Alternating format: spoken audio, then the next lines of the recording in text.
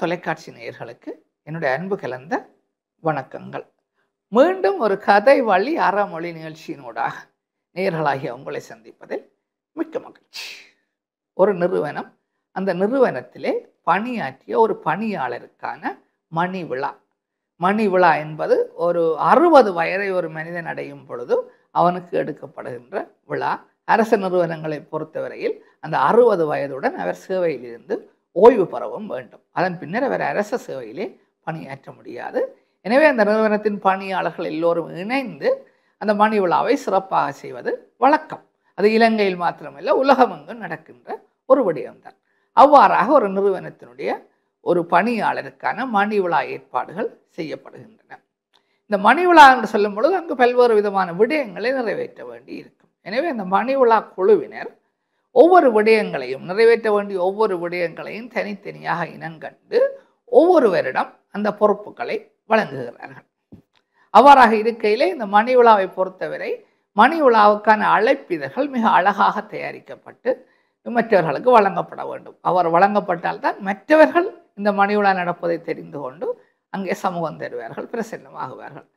அந்த வகையிலே இந்த அழைப்பிதழ்கள் தயாரிப்பதிலே மிக வல்லவரான ஒருவரிடம் இந்த பொறுப்பு வழங்கப்படுகின்றது.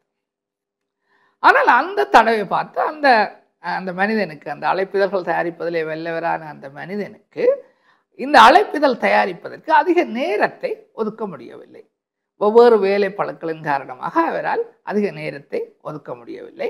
எனவே அவர் தனக்கு கிடைத்த ஒரு சொற்ப நேரத்தில் இந்த வேலையை அவர் ஒரு உள்ளார்ந்த நேசித்து செய்யாமல் ஏதோ ஒரு கடமைக்காக ஒரு மணி விழா அழைப்பிதழை செய்து முடிப்போம் என்று செய்து கொடுத்து விடுகின்றார். அந்த அழைப்பிதழை எல்லோருக்கும் பகிரவும் படுகின்றது.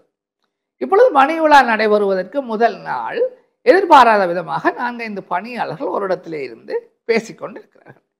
பேசிக்கொண்டிருக்கும் பொழுது ஒரு பணியாளர், அவருக்கு இந்த மணி விழா அழைப்பிதழை யார் தயாரித்தது என்று சொல்லி தெரியாது. உண்மையில் யார் தயாரித்ததுன்னு தெரியாது.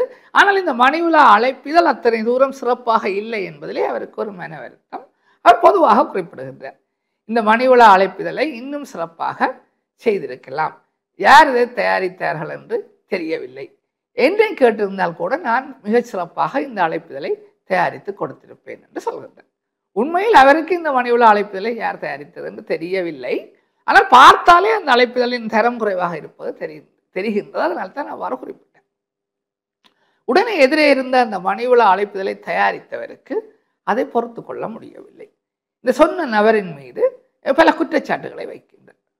உனக்கு ஒன்றும் தெரியாது, நீ மாத்திரம் மிக சிறப்பாக செய்து விடுவாயா, அப்படி இப்படி என்று சொல்லி அவரின் மீது பல குற்றச்சாட்டுகளை வைக்கின்றார். ஆனால் இந்த நபரோ எதற்கும் பதில் கூறவில்லை.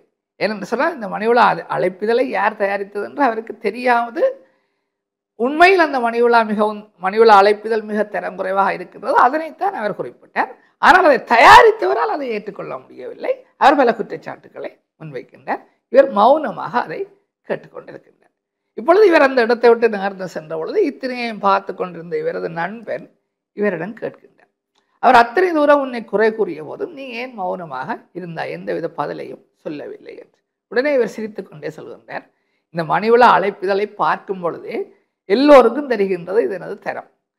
அந்த நபர், இந்த மணி விழா அழைப்பிதழை தயாரித்த நபர் மிகுந்த ஆற்றல் மிக்கவர் என்பதும் எல்லோருக்கும் தெரியும், அது எனக்கும் தெரியும். ஆனால் அவர் ஒரு போதிய நேரத்தை ஒதுக்கி இந்த அழைப்பிதழை சிறப்பாக தயாரிக்காமல் ஏதோ கடமைக்காக செய்துவிட்டு இப்பொழுது நான் சொன்ன விடயத்தை ஏற்றுக்கொள்ள முடியாமல் கொந்தளிக்கின்றார். அதற்கு நான் பதில் சொல்ல தேவையில்லை. அவர் தனியாக யோசித்து பார்த்தாராக இருந்தால் அவருக்கே அவரது தவறு புரியும் என்று சொல்கின்றார். நேயர்களே, இந்த கதையும் இந்த பாடமும் உங்களுக்கு பிடித்திருக்கும், புரிந்திருக்கும் என்றே நம்புகின்றேன். நாங்கள் ஒரு காரியத்தை செய்யும் பொழுதும் அதற்கென ஒரு குறிப்பிட்ட நேரத்தை ஒதுக்கி அந்த காரியத்தை மிக சிறப்பாக செய்ய வேண்டும் என்கின்ற விடயத்தை தான் இந்த கதையினூடாக நான் புரிந்து கொண்டேன். மீண்டும் ஒரு கதை வழி அறமொழி நிகழ்ச்சியினூடாக நேயர்களாகிய உங்களை சந்திக்கும் வரை உங்களிடமிருந்து விடைபெற்றுக் கொள்கின்றேன். நன்றி, வணக்கம்.